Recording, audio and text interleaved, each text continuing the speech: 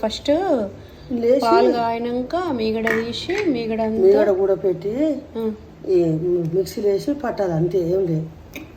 Mixie పడితే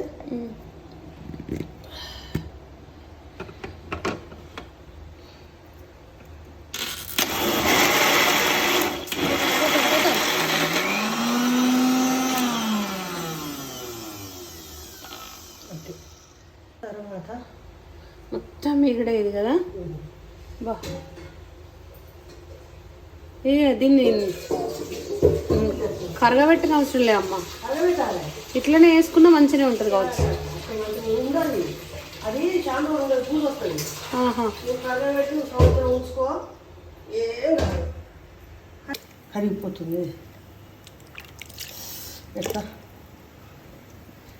నీళ్ళు చల్లగా ఉండాలా? డీప్ ఫ్రిడ్జ్లో పెట్టు. పెడతా.